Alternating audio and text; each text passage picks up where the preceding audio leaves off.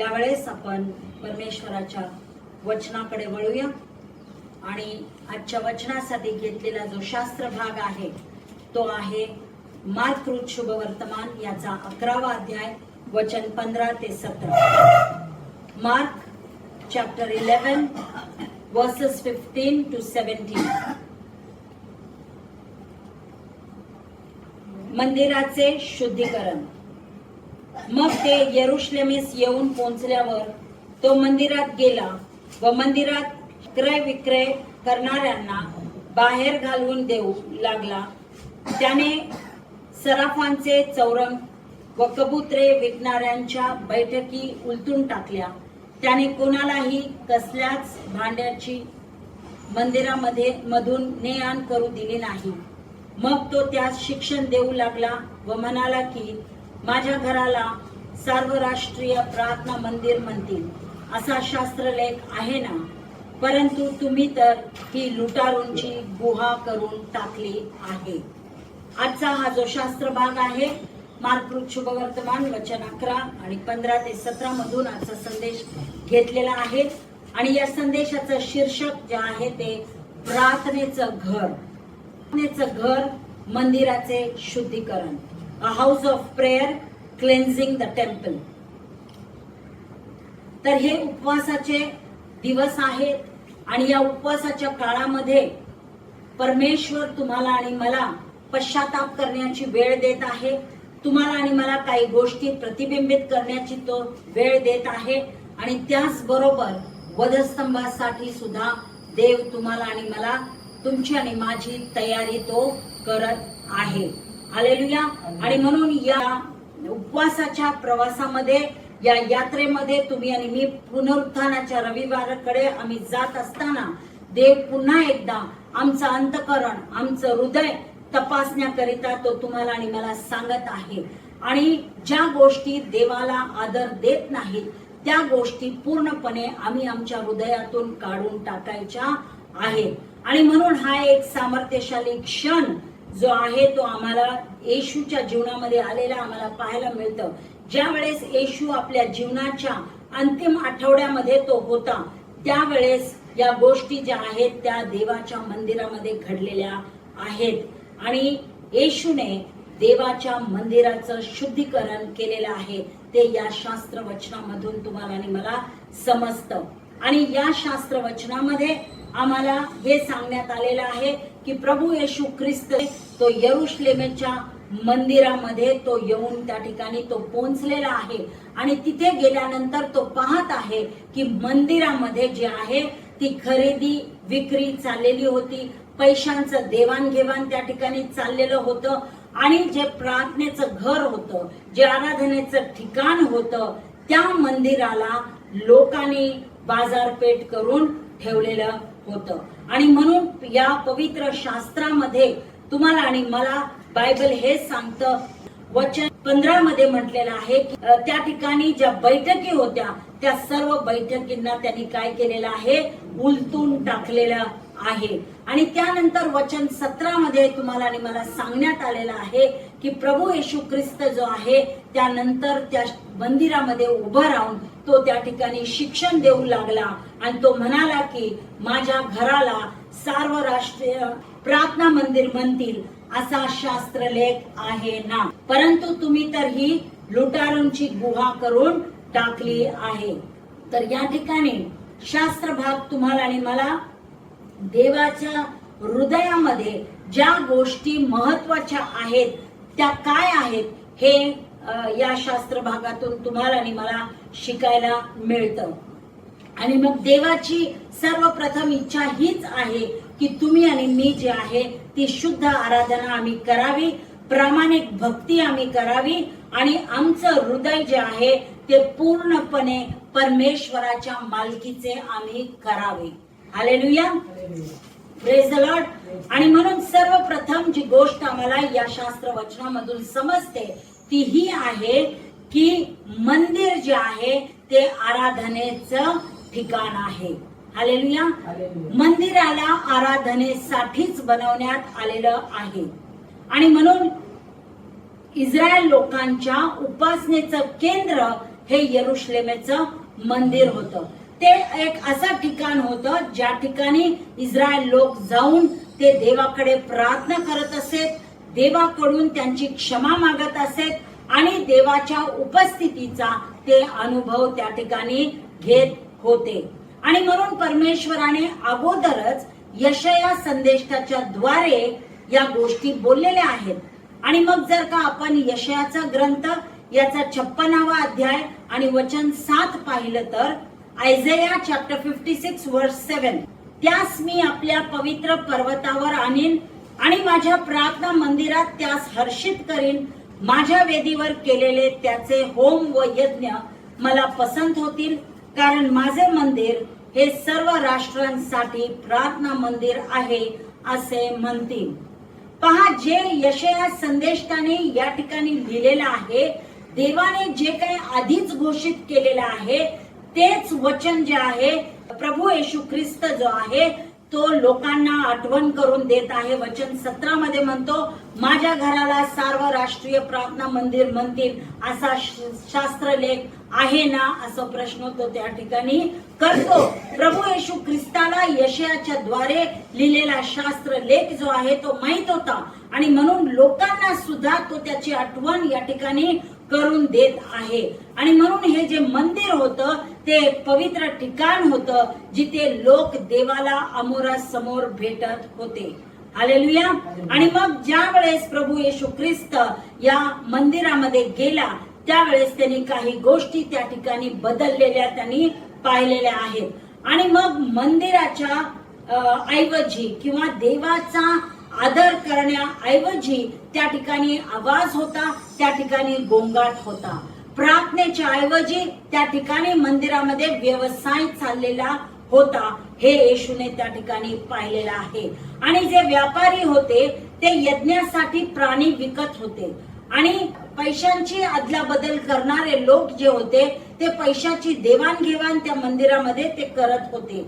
काही उपकर्म गरजेचे होते पण ते उपकर्म जे आहेत ते भ्रष्ट झालेले होते आणि शोषण करणारे असे ते होते.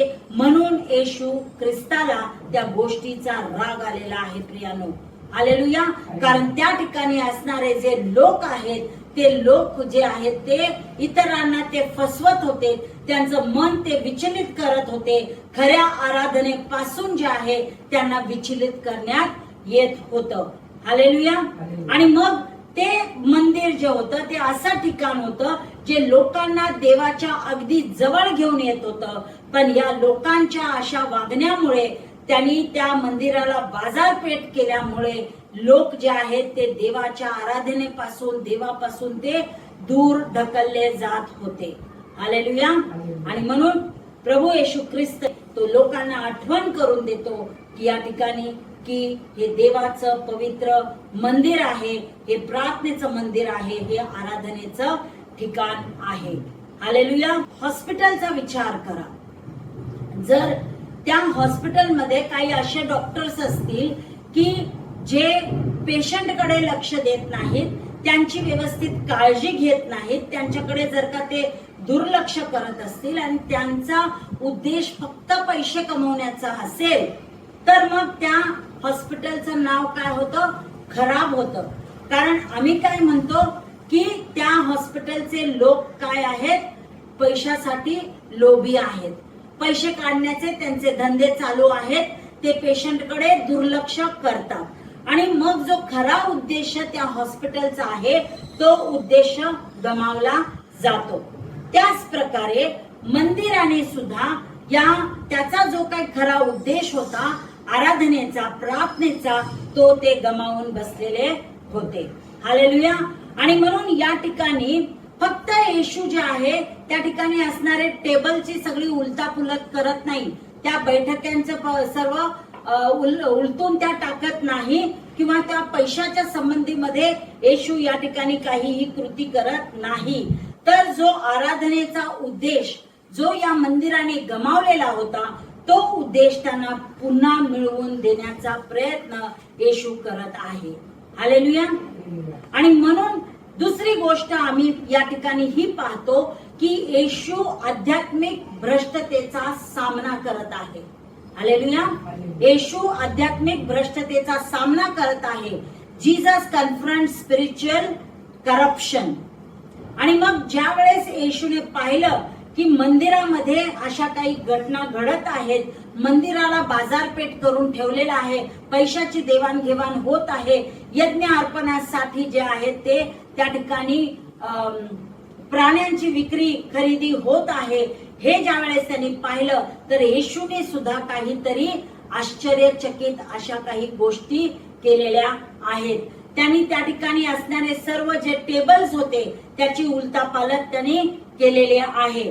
कारण याच्यावरून आम्हाला हे दिसून येतं की जो ढोंगीपणा त्या ठिकाणी होता, पापाबद्दल जे आहे ते येशू उदासीन नव्हता, पण त्याला जे आहे लोकांचं पाप आणि लोकांचा ढोंगीपण जे आहे ते त्याला उघड करायचं होतं. कारण येशूचं प्रेम जे आहे ते पवित्र आहे. त्याची पवित्रता जी आहे आता या ठिकाणी भ्रष्टतेचा सामना ते करत आहे. आणि म्हणून आम्हाला फक्त येशू जो आहे तो एक सौम्य व्यक्ती आहे, तो एक शांत व्यक्ती आहे असंच आम्हाला ठाऊक आहे. पण या शास्त्र भागामधून आम्हाला हे समजतं की या क्षणाला प्रभू येशू ख्रिस्ताचा न्याय राग जो आहे तो सुद्धा आम्हाला या ठिकाणी दिसून आलेला आहे. राइचियस अँगर जे आहे येशूचं ते आम्हाला या ठिकाणी दिसून आलेलं आहे. मग येशू इतका उत्साही का झाला किंवा उत्कंठ भावना का व्यक्त या ठिकाणी तो करत आहे? तो यासाठी करत आहे का तर हे मंदिर जे आहे ते देवाचं आहे. हालेलुया. मंदिर देवाच्या मालकीचं आहे, देवाच्या हक्काचं ते आहे. पण या ठिकाणी जे धार्मिक पुढारी होते त्या धार्मिक पुढाऱ्यांनी काय केलेलं होतं, हे पवित्र ठिकाण जे आहे त्यांच्या स्वार्थासाठी त्यांनी त्या पवित्र ठिकाणाचा बदल बाजारपेठेमध्ये केलेला होता. त्यांनी त्यांच्या धर्माचा वापर जो आहे तो वैयक्तिक फायद्यासाठी त्यांनी केलेला होता. आणि म्हणून प्रभू येशू ख्रिस्ताला या ठिकाणी राग आलेला आहे. हालेलुया. कारण संपूर्ण पवित्र लेख या शास्त्र लेखामध्ये, पवित्र बायबलमध्ये वारंवार देव तुम्हाला आणि मला चेतावणी देत आहे की त्याला आमच्यामध्ये अशा प्रकारचं ढोंगीपण आवडत नाही. हालेलुया. आणि ढोंगीपणाबद्दल तो तुम्हाला आणि मला सावध करत आलेला आहे पवित्र शास्त्रामध्ये. आणि म्हणून या ठिकाणी आम्हाला दिसून येतं की जी बाहेरील धार्मिकता आहे ते लोक या ठिकाणी दाखवत होते, पण त्यांचं जे अंतःकरण होतं ते देवापासून फार लांब गेलेलं होतं, दूर गेलेलं होतं. आणि म्हणून प्रभू येशू ख्रिस्ताला जो मंदिराचा खरा उद्देश आहे तो खरा उद्देश त्याला परत आणायचा होता. आणि म्हणून त्यांनी अशा प्रकारचं आश्चर्यचकित करणाऱ्या गोष्टी त्या मंदिरामध्ये त्यांनी केलेल्या आहेत. प्रियानो, तुम्हाला आणि मला पवित्र शास्त्र तुम्हाला आणि मला म्हणतं की तुम्ही आणि मी आज देवाचे मंदिर आहोत. हालेलुया. आणि या शास्त्र वचनामध्ये फक्त मंदिर म्हटलं तर एक इमारत अशी नाही आहे.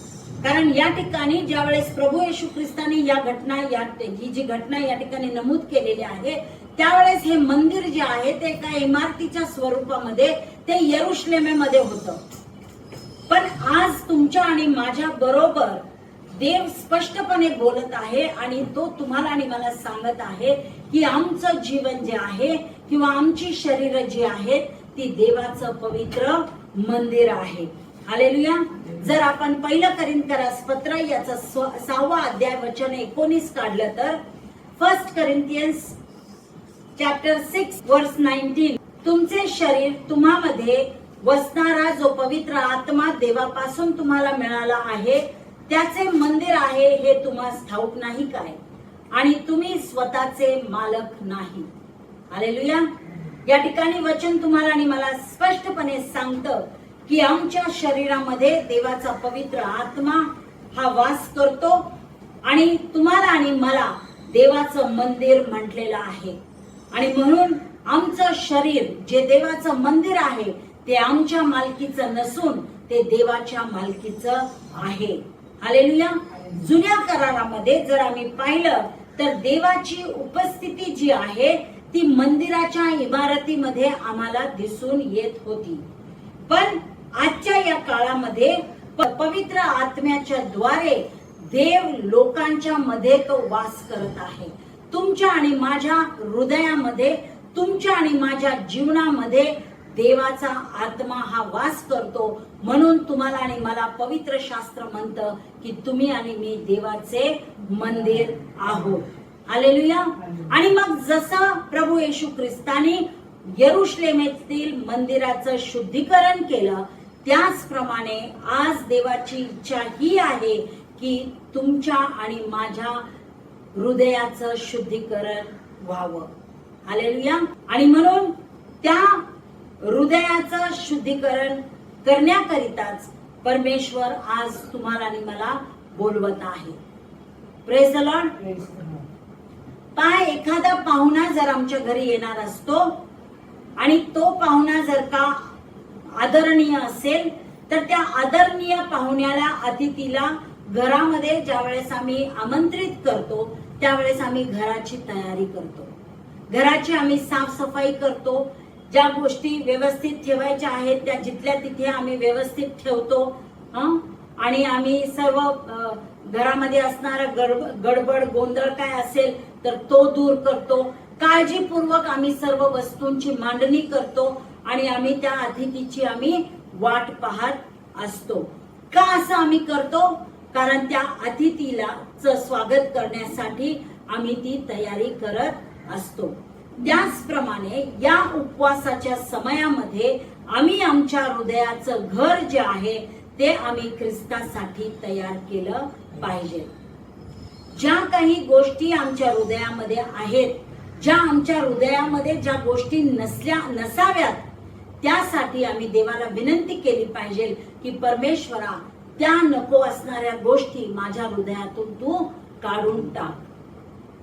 आणि ज्या गोष्टी परमेश्वराला आवडतात, ज्या परमेश्वराला आमच्या हृदयात असणं हे आवडतं, त्याच गोष्टी आमच्या हृदयामध्ये असू द्यात म्हणून आम्ही देवाला विनंती केली पाहिजे. मग आपल्या जीवनात काय शुद्धीकरण आवश्यक आहे? ज्या वेळेस प्रभू येशू ख्रिस्त त्या मंदिरामध्ये गेला त्यावेळेस त्या ठिकाणी ज्या काही समस्या होत्या, जो गोंधळ होता, जे काही घटना त्या ठिकाणी घडत होत्या, त्याच्याकडे प्रभू येशू ख्रिस्तानी दुर्लक्ष केलेलं नाही, तर त्या गोष्टींचा त्यांनी सामना केलेला आहे. आणि म्हणून या उपवासाच्या काळामध्ये आम्ही पवित्र आत्म्याला परवानगी दिली पाहिजे आणि म्हटलं पाहिजे की पवित्र आत्म्या, तू आमच्या हृदयाला पडताळून पहा, तू आमच्या हृदयाचं परीक्षण कर आणि ज्या गोष्टी प्रभूला आवडत नाहीत त्या आमच्या हृदयातून तू काढून टाक, अशी आम्ही त्या पवित्र आत्म्याला विनंती केली पाहिजे.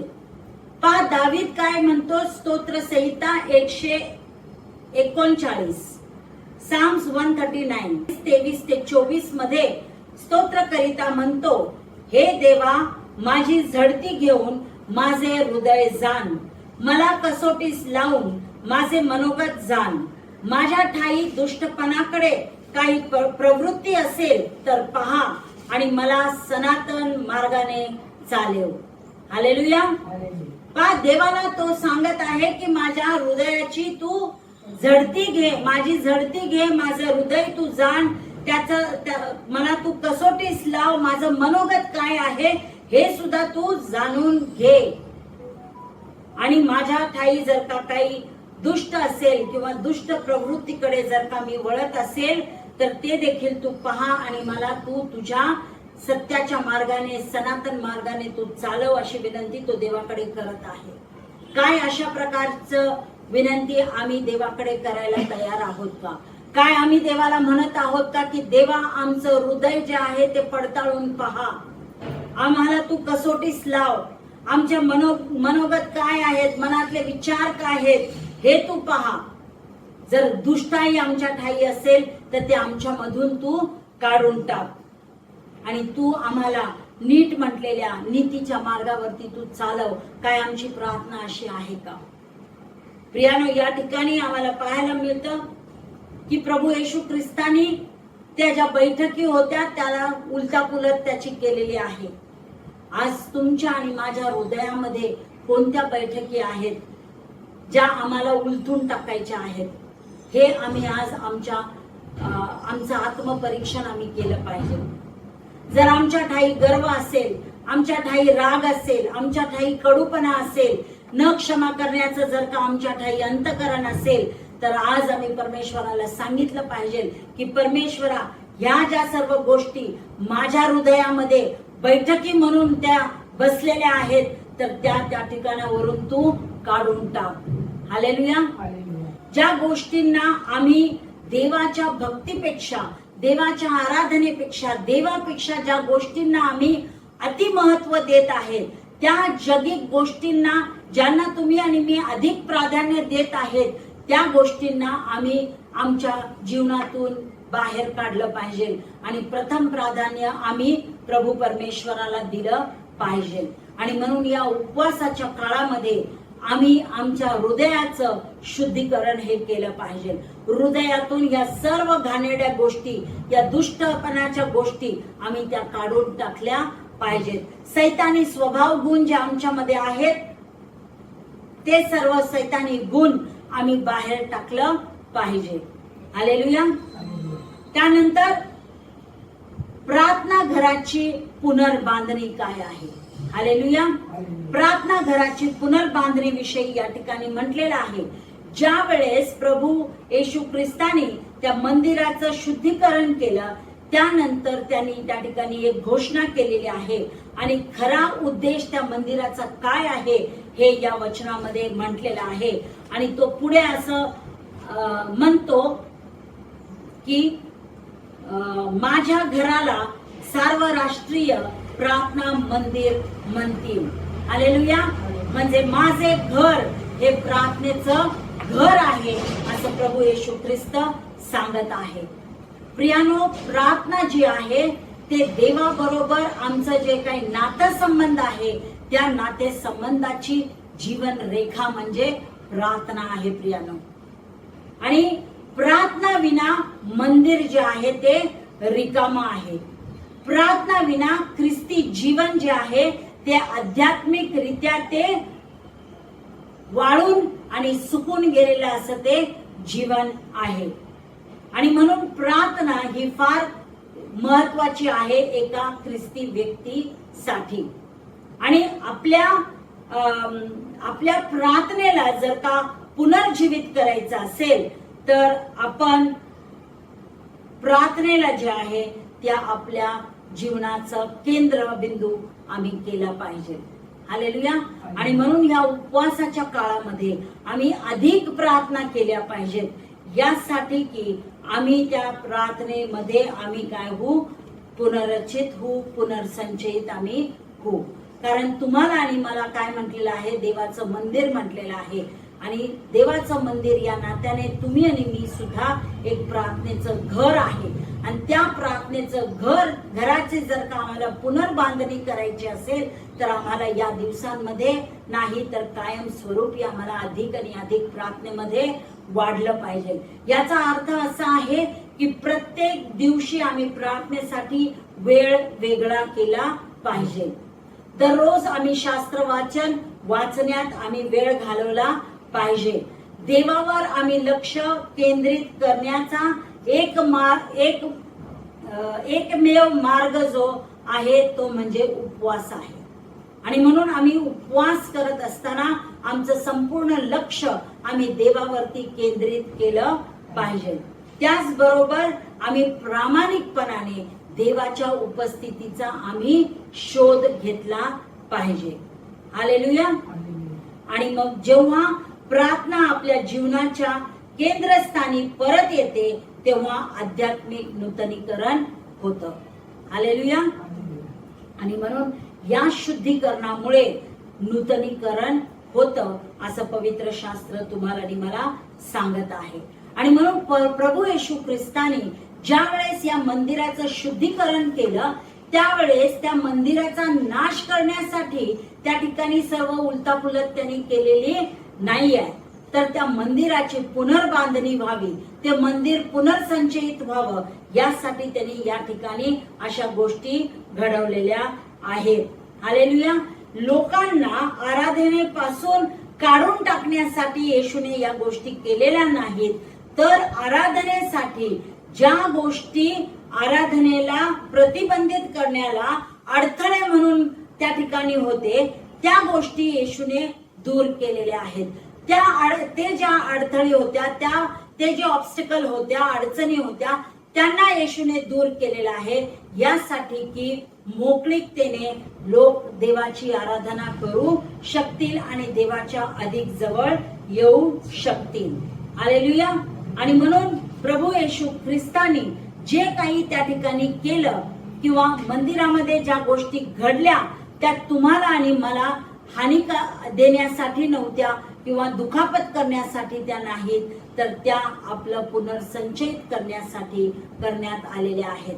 आणि म्हणून आज जरी परमेश्वर तुमचं आणि माझं शरीरामधून किंवा तुमच्या आणि माझ्या अंतकरणामधून काही गोष्टी जर का काढून टाकत आहेत, ज्या बैठकी म्हणून बसलेल्या ज्या ठिकाणी ज्या घाणेरड्या गोष्टी आहेत, ज्या देवाला न आवडणाऱ्या गोष्टी आमच्या अंतकरणात आहेत, त्या जर का प्रभू येशू काढत असेल, तर त्याचा अर्थ असा होत नाही की तो तुम्हाला आणि मला दुखापत करत आहेत किंवा काही हानीच्या गोष्टी तुमच्या आणि माझ्या जीवनात होत आहेत. पण तुमच्या आणि माझ्या जीवनाची पुनर्बांधणी तो करण्याकरिता या गोष्टी करत आहेत, हे तुम्ही आणि मी समजून घेतलं पाहिजे. आमच्या ठाई असणारं पाप जे आहे तो ते काढून टाकत आहे. आमच्या हृदयामध्ये असणाऱ्या घाणेरडे विचार, घाणेरडे दुष्टाचे विचार जे आहेत ते काढून टाकत आहेत आणि आमचं हृदय, आमचं जीवन जे आहे ते पूर्णपणे देवाच्या उपस्थितीने तो भरून टाकत आहे. हालेलुया. आणि म्हणून या उपवासाच्या दिवसांमध्ये देव तुम्हाला आणि मला याच नूतनीकरणाच्या प्रक्रियेसाठी तो आमंत्रित करत आहे.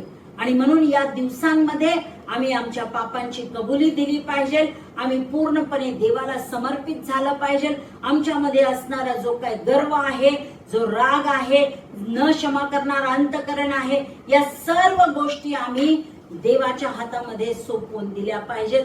आमच्या जीवनातून त्या काढून टाकल्या पाहिजेत. प्रामाणिकपणे आम्ही देवाचा शोध घेतला पाहिजे आणि आमचं हृदय, आमचं अंतकरण जे आहे ते देवाच्या उपस्थितीचं स्थान आम्ही म्हणून ते बनवलं पाहिजे. हालेलुया. आणि म्हणून प्रभू येशू ख्रिस्त आज आमच्या हृदयाच्या मंदिराचं जे आहे, आमच्या मंदिराचं ते शुद्धीकरण तो करत आहे. हालेलुया. आणि ही जी गोष्ट मंदिराच्या शुद्धीकरणाची या ठिकाणी पवित्र शास्त्रामध्ये लिहिलेले आहे, ते ही आठवण तुम्हाला आणि मला करून देतं की देवाची इच्छा हीच आहे की तुमच्या आणि माझ्या ठाई शुद्ध हृदय असलं पाहिजे. प्रामाणिकपणे आम्ही देवाची आराधना ही केली पाहिजे. आणि म्हणून काही प्रश्न आम्हाला स्वतःला आज विचारायचे आहेत.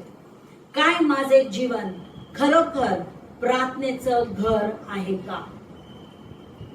काय माझे जीवन खरोखर प्रार्थनेचे घर आहे का? माझा दुसरा प्रश्न हा आहे की माझ्या हृदयात अशा काही गोष्टी आहेत का ज्यांना काढून टाकले पाहिजेत? याचा विचार आज आम्ही केला पाहिजे. तिसरा प्रश्न हा आहे की काय भक्तीची जागा विचलित करणाऱ्या गोष्टीने आम्ही भरून टाकलेली आहे का? म्हणजे देवाची भक्ती करण्याऐवजी मन विचलित करणाऱ्या गोष्टी आम्ही करत आहोत का? हा प्रश्न आम्ही स्वतःला विचारला पाहिजे. आणि जसं यरुशलेमच्या मंदिराचं शुद्धीकरण येशूने केलेलं आहे, त्याचप्रमाणे आज तो आमच्या हृदयाचं, आमच्या अंतकरणाचं तो शुद्धीकरण करत आहे. आणि म्हणून पूर्णपणे आम्ही देवाला समर्पित झालं पाहिजे. आणि देवाला आम्ही आमचं हृदय पुनर्संचयित करण्याकरिता, आमचं नवीनीकरण करण्याकरिता आणि पुनरुत्थानाच्या आनंदासाठी आमची तयारी करण्याकरिता आम्ही देवाला परवानगी दिली पाहिजे. पूर्णपणे आम्ही स्वतःला देवाच्या अधीन आणि स्वाधीन आम्ही केलं पाहिजे. आणि आमचं अंतकरण देवा तू शुद्ध कर, आमचं अंतकरण तू पवित्र कर, अशी प्रार्थना आम्ही देवाजवळ केली पाहिजे. आणि या उपवासाच्या समयामध्ये ज्या देवाला न आवडणाऱ्या गोष्टी आमच्या अंतःकरणामध्ये आहेत त्या सर्व आम्ही एक एक करून आम्ही काढून टाकल्या पाहिजेत. त्याची कबुली आम्ही येशू जवळ दिली पाहिजे. त्यासाठी आम्ही क्षमा मागितली पाहिजे आणि पुन्हा त्या गोष्टींनी आमच्या अंतःकरणामध्ये घर करू नये, बैठक करून ते आमच्या हृदयामध्ये त्या गोष्टी राहू नयेत. यासाठी आम्ही पूर्ण शुद्धीकरण आमचं करून घेतलं पाहिजे. हालेलुया. देव बाप करो हे वचन तुमच्यासाठी आज आशीर्वादाचं ठरो आणि परमेश्वर तुमची अंतःकरणे जे आहेत ते शुद्ध करो. या आपण या वचनाकरिता देवाला धन्यवाद देऊया, प्रार्थना करूया. स्वर्गीय पित्या, येशूच्या नावामध्ये आम्ही तुझ्या चरणाजवळ येतो आणि आजच्या या वचनाबद्दल आम्ही तुझ्या नावाला धन्यवाद देतो. आम्ही तुझी स्तुती करीतो. आजचा जो संदेश प्रभू तू आम्हाकरिता पाठवलास त्याबद्दल आम्ही तुझ्या नावाला धन्यवाद देतो. प्रभू स्तोत्र करिता दावीद याच्या प्रमाणे प्रभू आम्ही सुद्धा म्हणतो की प्रभू तू आमची झडती घेऊन पहा, आमचं अंतःकरण आमचं हृदय ते पडताळून पहा बापा. ज्या गोष्टी आमच्या जीवनामध्ये तुला न आवडणाऱ्या असतील, तुला न आदर देणाऱ्या गोष्टी आमच्या जर का हृदयामध्ये असतील तर या क्षणाला प्रभू आम्ही प्रार्थना करतो त्या सर्व गोष्टी आमच्या हृदयातून तू काढून टाक. आमचं हृदय तू स्वच्छ कर आणि शुद्ध आणि पवित्र बनव अशी मी तुझं प्रार्थना आणि विनंती करते. आमच्या ठाई जर का काही पाप असेल, गर्व असेल, मन विचलित करणाऱ्या गोष्टी आमच्या हृदयामध्ये असतील तर या क्षणाला प्रभू त्या सर्व तू येशूच्या नावामध्ये प्रभू त्या तू काढून टाक. आमचं हृदय पुनर्संचयित कर आणि प्रभू एक प्रार्थनेचं घर म्हणून प्रभू तू आम्हाला बनवलेलं आहेस. त्याबद्दल आम्ही तुझी स्तुती करीतो. तुझ्या नावाला आम्ही धन्यवाद करीतो. प्रभू आज तुझ्या उपस्थितीने प्रभू तू संपूर्ण आमचं अंतःकरण तू भरून टाक बापा. प्रभू दाळू परमेश्वरा आम्ही प्रार्थना करीतो पुनरुत्थानाच्या आनंदाकरिता प्रभू तू आमची जी तयारी करून घेत आहेस त्याबद्दल प्रभू आम्ही तुला धन्यवाद देतो. आम्ही तुझी स्तुती करीतो. येशूच्या नावामध्ये प्रभू आम्ही ही प्रार्थना केली म्हणून तू ऐक. आमेन. आमेन.